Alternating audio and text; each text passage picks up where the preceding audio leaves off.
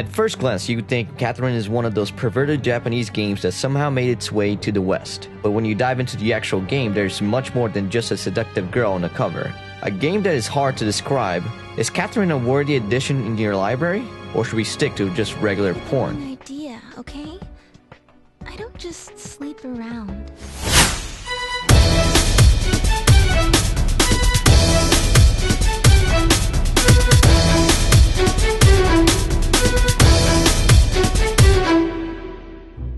In Catherine, you play Vincent Brooks, a 32-year-old man with relationship problems.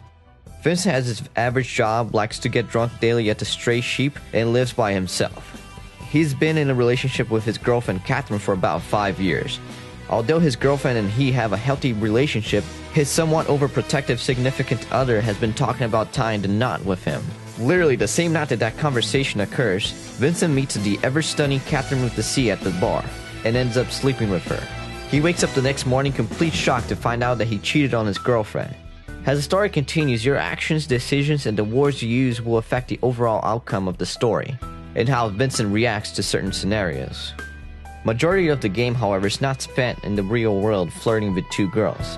There has been a curse in this fictional town that has been plaguing a vast amount of young men.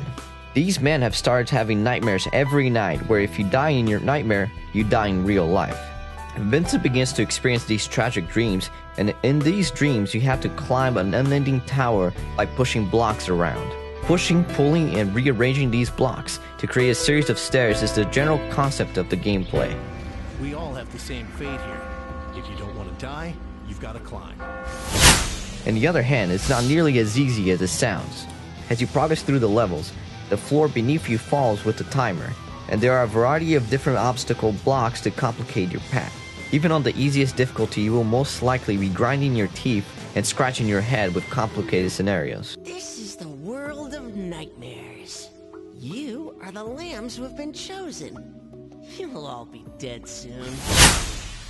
When Vincent wakes up every day from his terrible nightmares, you'll be entertained by the very well-made cutscenes, and then head out to the Stray Sheep bar to get wasted with your friends. This part of the game is where you can send text messages to your female companions, learn more about the characters around you, and even play an arcade version of the puzzle section of the game to improve your skills. I found that the minimal online incorporation in the game was actually quite pleasing.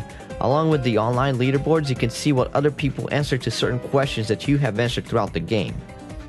Catherine will take approximately 12 to 13 hours to complete. However, the first playthrough is not where you stop playing. After beating the game, a frantic local multiplayer mode is unlocked, which although it has the same elements as the main game, it can be very fun.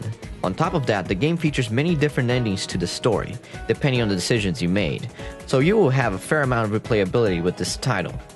The game's soundtrack is composed mostly of remixed classical music that, although may not seem very interesting, it's actually very good.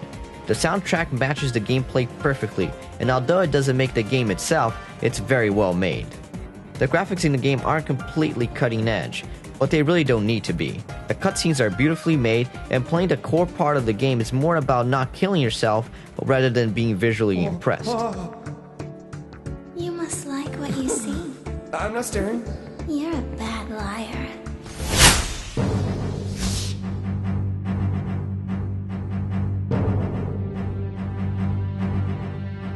Although the plot of Catherine may not appeal to some people, it's definitely something everyone should at least give it a chance. With lines that no game has ever crossed before, Catherine not only captivates you with a wonderful story, but also allows gamers to express their moral views in ways you would never expect. Even if you're not a fan of Japanese games or puzzle games, there is no reason you shouldn't give this game a chance. RewindReplay.com is giving Catherine a 93 out of 100. Yeah! Suck it! I win! Ha ha ha!